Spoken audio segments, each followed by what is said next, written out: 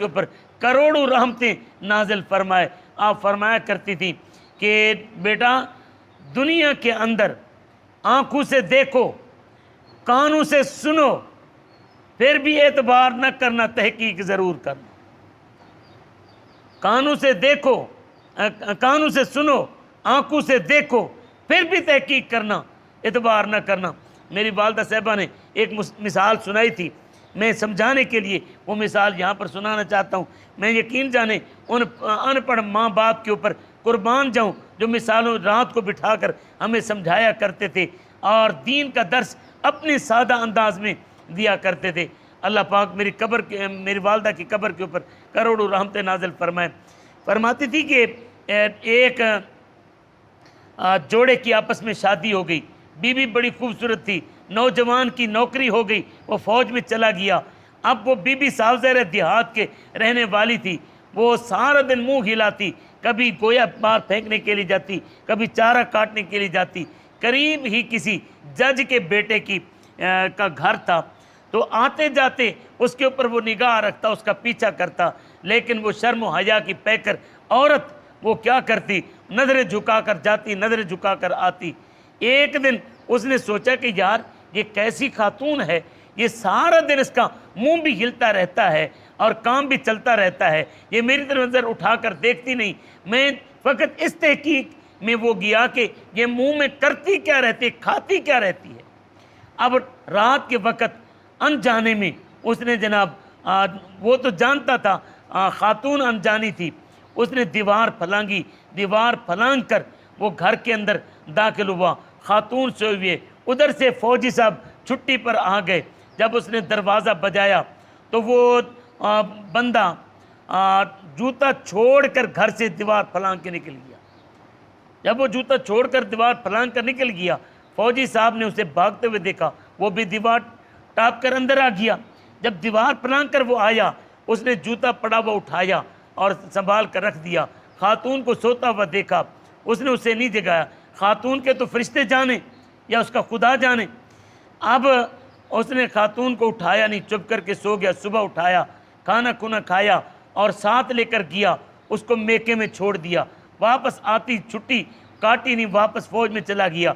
दिल में बड़ा दुखी हुआ, मैं इसे इज़्ज़तदार, गैरतदार, शर्म हया का पैकर, वफादार समझता था। ये तो ऐसी निकली जैसी निकली, वैसी निकली कैसी निकली, 100 इल्ज़ामात लगाए। अब उसके बाप ने बारहा खत पत्र भेजे कि बेटा अपनी छुट्टी पर आओ, अपनी बीवी को ले जाओ, क्या हुआ, क्यों नाराज़ हो, लेकिन वो कुछ भी ना हुआ। आखिरकार उस बच्ची के बाप ने अदालत में केस किया, लेकिन अंदाज अलग रखा। उसने मुकदमा दायर किया, जी इस बंदे को मैंने अपनी ज़मीन दी थी खेती बाड़ी के लिए, अब ना ये काश्त करता है ना ये ज़मीन छोड़ता है, मेरे लिए मुश्किल है, मैं क्या करूं। इसे कोई या ज़मीन काश्त करे या उसे छोड़ दे। फौजी साहब के पास समन पहुंच गए। फौजी जब अदालत में आया तो फौजी ने आकर बयान दिया, जी ज़मीन के अंदर जो तालाब है, उस तालाब से पानी पीने के लिए शेर आता है। ज़मीन बड़ी ज़रखेज़ है, ज़मीन बड़ी प्यारी है, ज़मीन बड़ी अच्छी है। मुझे ये डर है कि अगर मैं ज़मीन में गया, मैंने ज़मीन को आबाद किया, तो कहीं शेर मुझे कत्ल न कर दे। अब जज के बेटे को पता चल गया कि केस हो गया है। अदालत में जिस दिन पेशी थी तो जज का बेटा भी अदालत में आ गया। जज का बेटा अदालत में आया। अब वकील आपस में जरा कर रहे हैं। फौजी ने अपना बयान दिया तो जज का बेटा खड़ा होकर जज को कहने लगा कि जज साहब, अगर इजाज़त हो तो इस केस के अंदर मेरा भी कुछ हिस्सा है, मैं बयान देना चाहता हूँ। जज बड़ा हैरान हुआ कि मेरे बेटे का इसके साथ क्या ताल्लुक़ है। उसने कहा, जी ठीक है बोलो। उसने कहा, जी मैं इसका चश्मदीद गवाह हूँ, पूरी ईमानदारी से कहता हूँ कि शेर इस खेत के अंदर आया ज़रूर है, मगर उसने पानी नहीं पिया। शेर पानी पीने की गरज से नहीं आया, बस गुजरते गुजरते आ गया। अगर इतना इस मुजारे को यकीन हो जाए तो मेरे ख्याल में इसे किसी किस्म का कोई ख़तरा नहीं है। अब जज बड़ा परेशान हुआ कि ये ज़मीन क्या है, ये शेर क्या है और इसका क्या ताल्लुक़ है।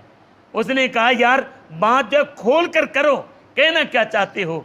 तो फौजी साहब ने कहा जी ये मेरा ससुर है, मैं इसका दामाद हूँ, ये इसकी बेटी मेरे घर में है।